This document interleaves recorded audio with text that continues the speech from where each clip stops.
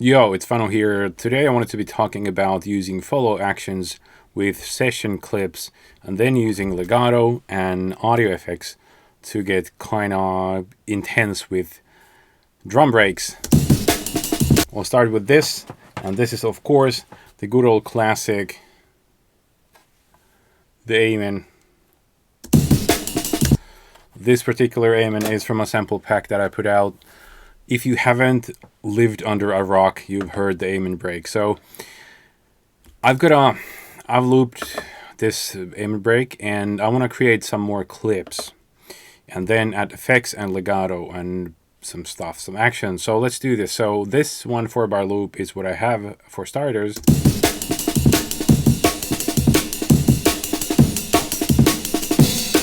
So let's duplicate a few. Let's just call this could be Amen, and let me duplicate one more, and this could be, let me call it +7. So I could transpose this by 7 semitones, which was actually what I had done to the first clip. So the first clip will now be this. That's kind of low. That's higher, and let's make this +12. So it's, and let's do one that's kind of, well, the original that I started with is kind of down pitched, but let's do this. This could be -5. Okay. So now there's nothing happening yet. If I play this clip, it'll play forever. I will select all clips. And now when I'm in this clip info view, when I enable legato, it means that when I move from a clip to another, it doesn't trigger it from the beginning. So you will see and hear. Now let me just play these clips.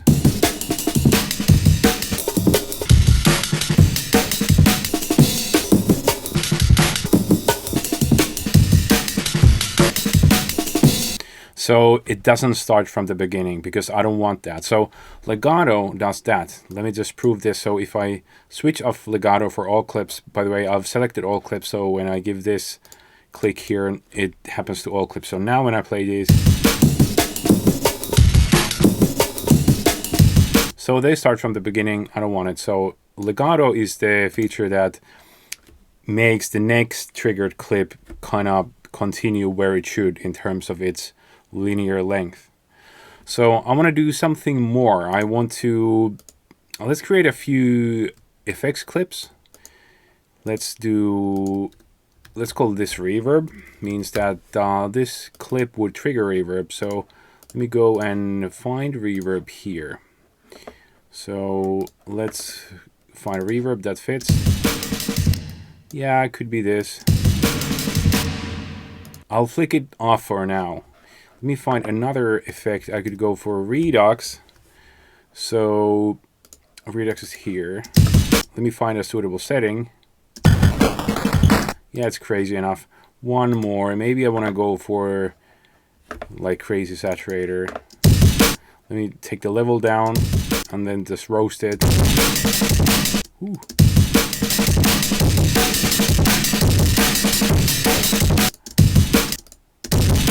I could even, yeah, let me first, so I'm going to create a clip that's called Redux because I had a Redux here.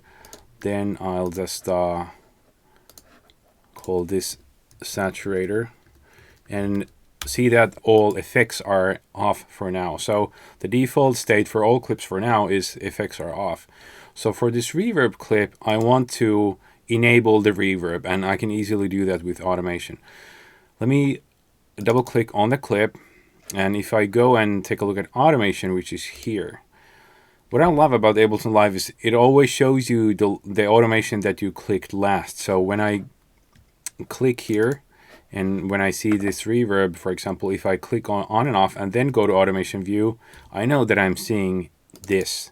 By the way, a pro tip, a nice way to switch between this effects or instrument view for the track and the selected clip is Shift Tab.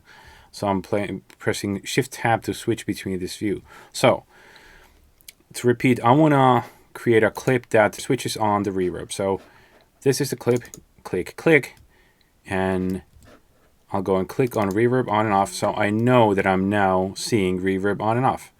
So I'll just draw this automation to be on for this clip.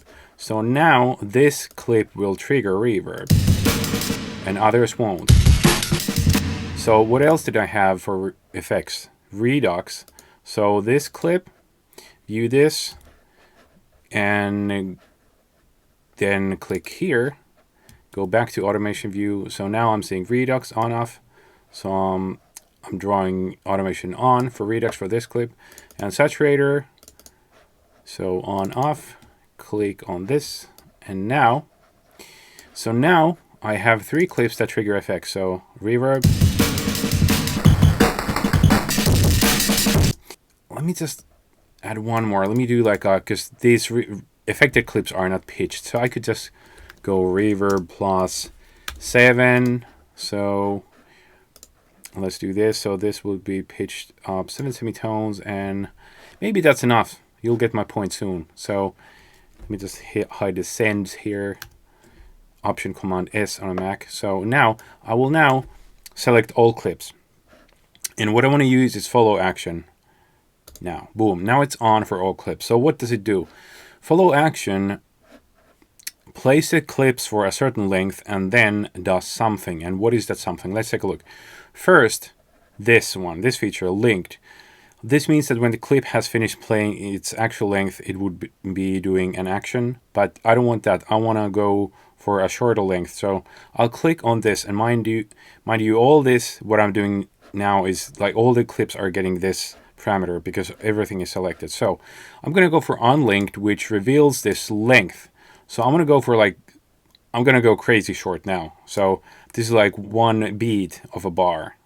So every clip will play this length before doing this. And what is this? So this length will be played and then this action happens. So no action, there would be no change. It would be playing the same clip. Stop would stop the clip, and I don't want that. I want the clip to some other clip to trigger. So I want to go for other.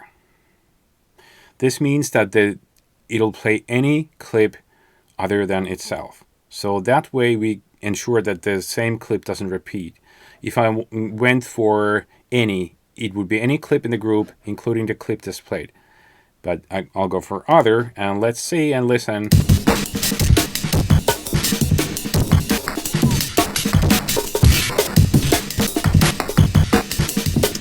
So it gets pretty lively. Why am I doing this? Well, it introduces a lot of randomization. Like I could trigger these clips from here without any of the action that I just did, and that is fun. But now this just gets kind of crazy. And if we compare to the original, which was this, I think I had it pitched by 7 semitones. This was the original. And sure enough, it sounds nice, but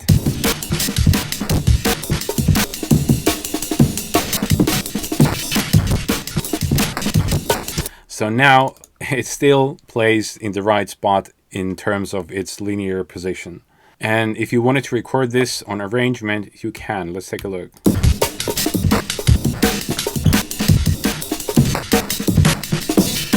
So now you get lots of small clips. As you can see, it's re-triggered, or a new clip is triggered every 16th note.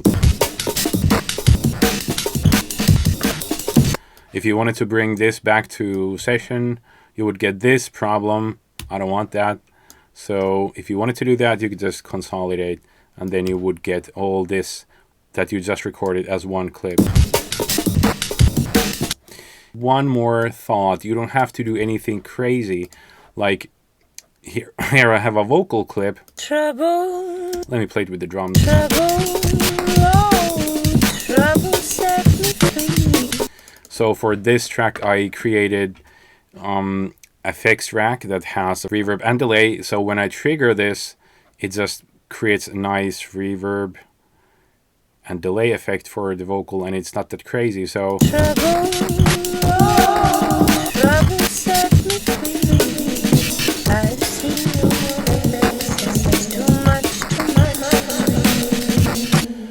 So this is handy for if you play live, for example, and what I did to the vocal, like I said, it's not crazy. It just triggers an effect or effects. So when you're performing and when you're doing, if you could use this technique just to Trouble set me free. so it technically triggers effects and does nothing else. So could be used for that. I hope it's useful. Till the next time.